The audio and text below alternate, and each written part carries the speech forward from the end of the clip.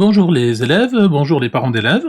Alors je vous retrouve aujourd'hui pour vous expliquer, 2 choses. La première, c'est pourquoi je ne fais pas de visioconférence. Donc je parle de ça parce que lors des conseils de classe, il a été, soulevé la question de savoir pourquoi les enseignants qui travaillaient en distanciel ne faisaient pas de visioconférence. Donc je vous explique en 2 mots, c'est assez simple à comprendre.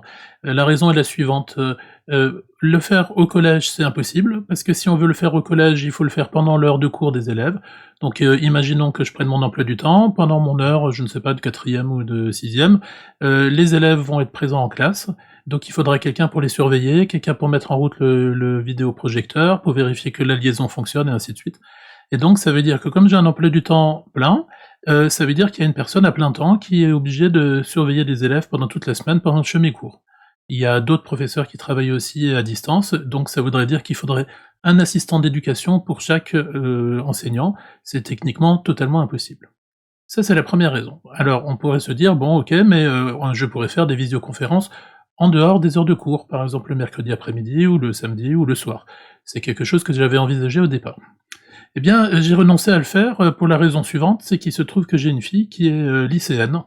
Donc, au lycée, ils travaillent 1 semaine sur 2 en présentiel, 1 semaine sur 2 à la maison. Et donc elle a un certain nombre de cours en visioconférence et je peux voir du côté des parents d'élèves comment ça se passe.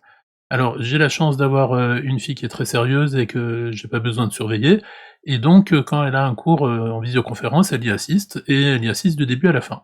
Mais elle me raconte que, ses camarades, qui sont pourtant au lycée des Pontonniers, donc un endroit où les élèves sont sérieux et ont de la maturité, eh bien, la plupart des élèves, qu'est-ce qu'ils font? Ils se connectent et ensuite pendant le cours, ils font autre chose. Et à la fin du cours, ils se déconnectent. Donc le professeur, lui, est persuadé d'avoir eu tous ses élèves qui suivaient, mais dans la pratique, c'est, pas du tout le cas. Au niveau de la participation, il y a 2 ou 3 élèves qui participent et puis, les autres, c'est silence radio. Donc ça veut dire qu'il faudrait que les parents d'élèves soient présents, qui surveillent leurs enfants, qui vérifient qu'ils sont en train de prendre le cours. Donc nous savons déjà que pendant le cours, l'attention des élèves est assez volatile, mais à la maison tout seul devant son ordinateur, ça me paraît un peu illusoire. Donc je pourrais néanmoins le faire, mais à l'arrivée, je risquerais de le faire pour, 2, 3, 5, 8 élèves peut-être au maximum. Et une fois que la visioconférence est passée, c'est fini. Donc moi, j'ai choisi plutôt de faire une vidéo. Alors une vidéo, ça prend énormément plus de temps, parce qu'il faut, la concevoir au départ, il faut, fabriquer les documents qu'on va visualiser. Ensuite, il faut les enregistrer, donc quand c'est une vidéo de 40 minutes, c'est compliqué, surtout que les enchaînements sur les documents, les discours, les choses qu'on a à dire, à faire et ainsi de suite, c'est pas facile. Vous voyez, par exemple, là, je suis en train de vous parler, c'est déjà un plan séquence de plusieurs, minutes, donc le faire sans bafouiller, c'est pas évident. Alors évidemment, on peut le faire, en plusieurs portions, et c'est ce que je fais, mais ça demande de faire du montage vidéo.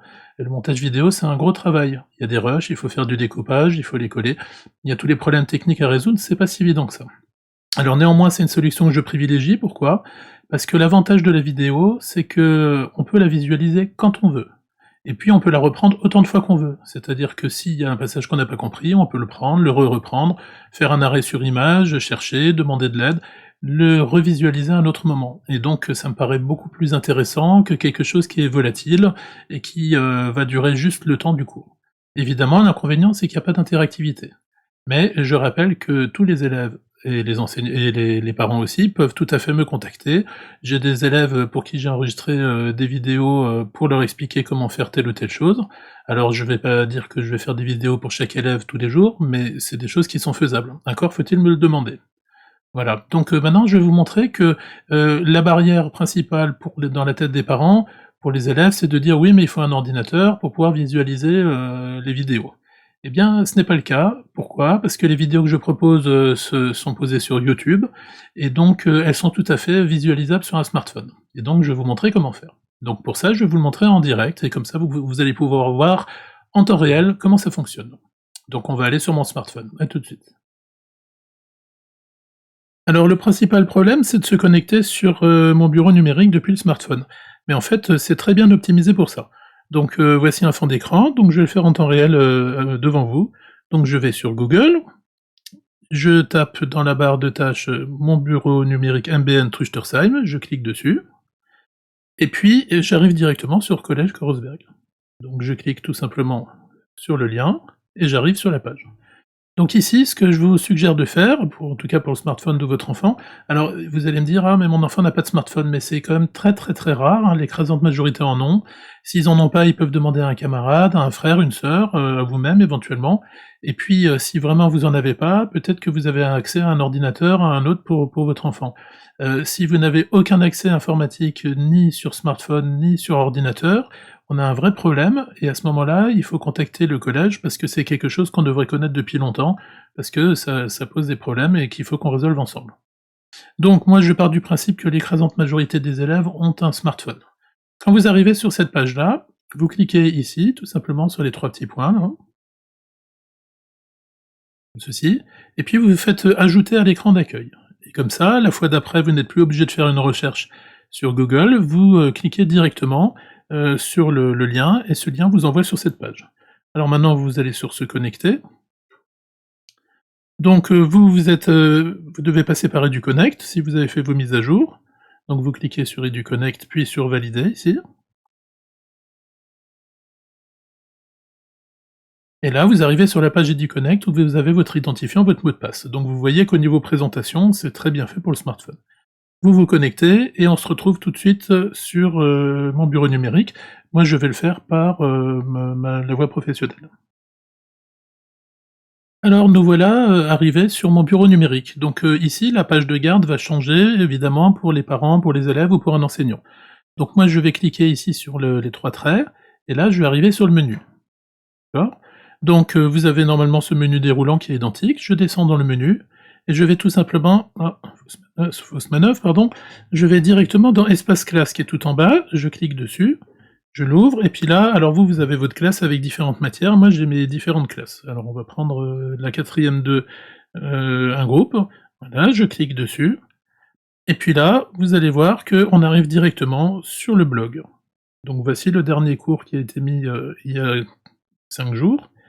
Ce week-end, hein, non, mercredi dernier, pardon, je l'ai installé, donc constitution, état de la matière, appel sur les mélanges. Donc quand vous êtes là, vous voyez que ce que vous voyez à l'écran, hein, c'est ce que vous voyez sur votre smartphone, hein, donc c'est très largement utilisable. Je clique sur le titre, constitution, et état de la matière, je fais défiler, et puis là je vois, chapitre 1, rappel sur les mélanges. Il est précisé le cours en PDF, l'endroit où il se trouve.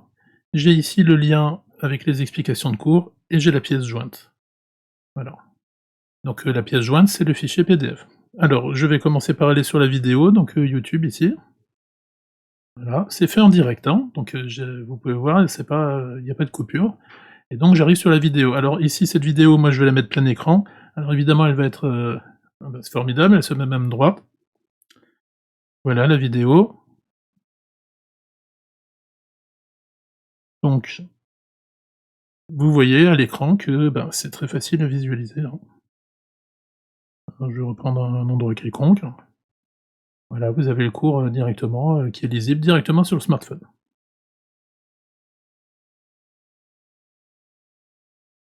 Je reviens en arrière sur la page du blog et cette fois, au lieu d'aller sur la vidéo, je télécharge le fichier. Donc je fais télécharger et c'est du format PDF. Donc le format PDF, c'est vraiment le format standard.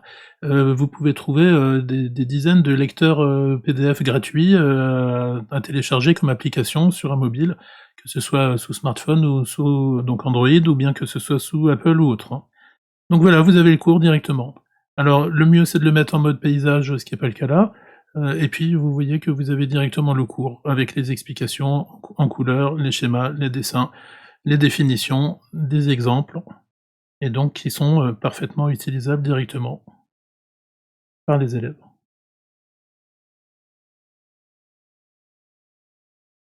Je reviens au blog et si je veux cette fois aller voir les documents, directement dans dossier partagé, je vais venir ici, là, dans dossier partagé, je clique dessus et vous voyez que sur le smartphone, c'est particulièrement, ergonomique.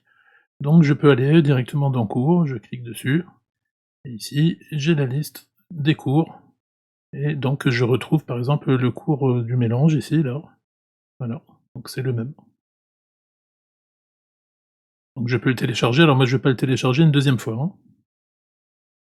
Voilà, j'espère vous avoir convaincu que, mon bureau numérique est très facile à utiliser sur un smartphone, qu'une fois qu'on y arrive, c'est très facile d'aller sur le blog, à partir de l'espace de classe ou d'aller dans les dossiers partagés, de télécharger des vidéos ou bien de télécharger, les fichiers à travailler et donc je pense que l'écrasante majorité des élèves sont en situation d'y accéder. Merci à vous, à bientôt!